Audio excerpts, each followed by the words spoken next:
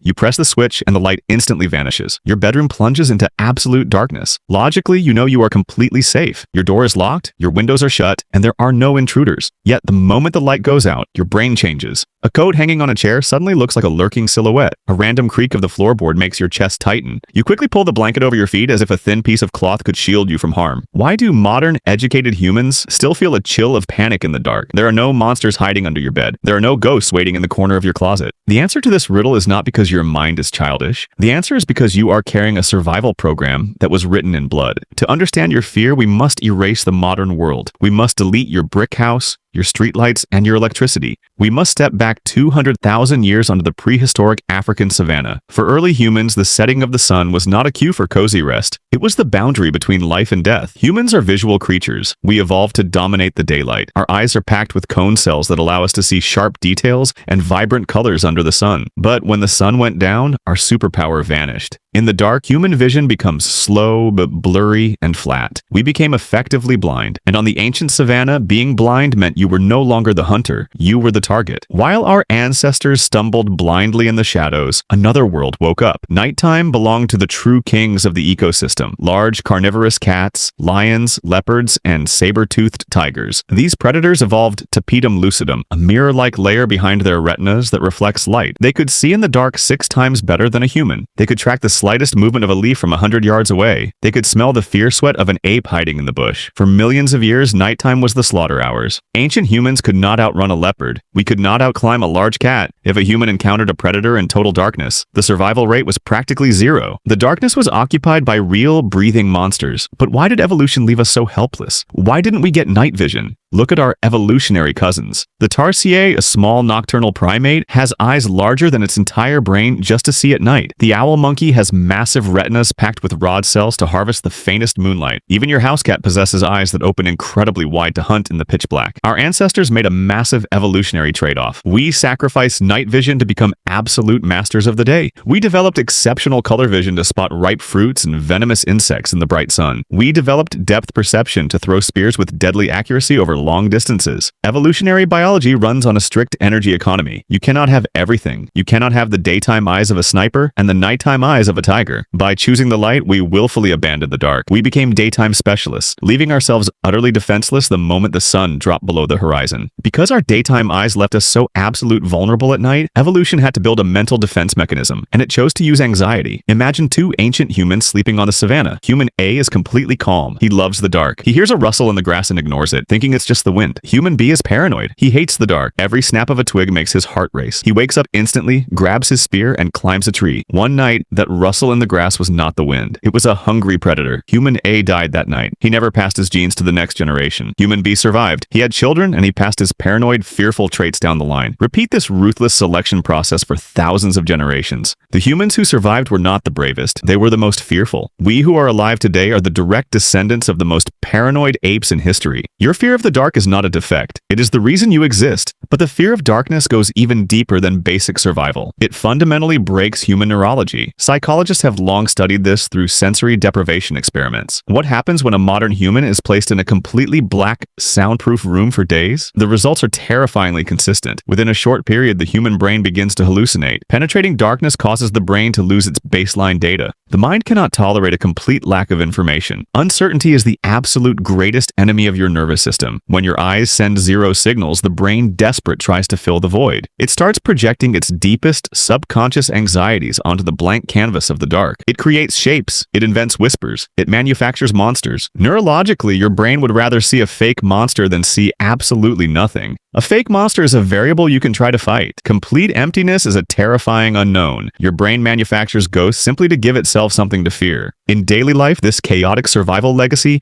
is managed by a small, almond-shaped structure in your brain called the amygdala. The amygdala is your body's internal security alarm. Its only job is to detect threats and trigger the fight-or-flight response. When you enter a dark room, your eyes stop sending visual data. The amygdala reads this lack of data as a massive security breach. It says, "We cannot see, therefore a threat could be anywhere." To compensate for your sudden blindness, the amygdala dials your other senses up to maximum volume. This is why every tiny sound becomes deafening deafening in the dark. The house settling feels like a heavy footstep. The wind pressing against the window feels like a claw scratching to get in. Your brain is intentionally making you paranoid, forcing you to expect the absolute worst so you don't get caught off guard. This profound biological trauma didn't just stay inside our heads. It rewrote human culture, sociology, and language. Think about the history of human storytelling. Why is evil almost always associated with blackness and the night? In almost every ancient mythology, the demons, the witches, and the monsters only hunt when the sun dies. The Greek personification of night, Nyx, was a terrifying figure feared even by Zeus. In ancient folklore, vampires and ghouls collapse under the daylight. We built our entire moral vocabulary around this light-dark dichotomy. We call good actions enlightened or pure white. We call horrific events dark history or black magic. Our collective cultural mythology is simply an echo of our prehistoric fear. We projected our biological terror of the savannah predators into our religions, our books, and our movies. The literal monsters of our past became the spiritual demons of our present. Today we live in a world our ancestors could never have imagined. We have built concrete fortresses. We have conquered the night with artificial bulbs, neon signs, and LED screens. Statistically, you are safer in your bedroom right now than any human has been in the history of our species. But evolution is a painfully slow, heavy machine. It takes hundreds of thousands of years to alter a biological blueprint. Your brain does not know what a condominium or an apartment is. It does not understand that a locked door can stop a predator. When the lights go out, your primitive brain instantly rolls back the timeline. It doesn't see your bedroom. It sees a dark, vulnerable cave. It doesn't see a pile of clothes on a chair. It sees a predator waiting to strike. The monsters we feared for millions of years are gone, but the mental scars they left on our species remain perfectly intact. So, how do we live with a brain that is permanently trapped in the prehistoric past? The secret is not to fight the fear, but to understand its ancient language. When you feel that sudden jolt of panic in a dark hallway, do not get angry at yourself. Realize that your nervous system is simply doing its job. It is a beautiful ancestral system that loves you so much, it would rather make you feel uncomfortable than risk you getting hurt. To quiet the alarm, you must give your brain the data it needs to feel safe. Put away the digital screens that flood your brain with artificial daylight and confusion. Let your body naturally cool down into the quiet evening. And as you close your eyes, thank your primal brain for watching over you for the last 200,000 years. The cave is safe tonight. You can finally sleep.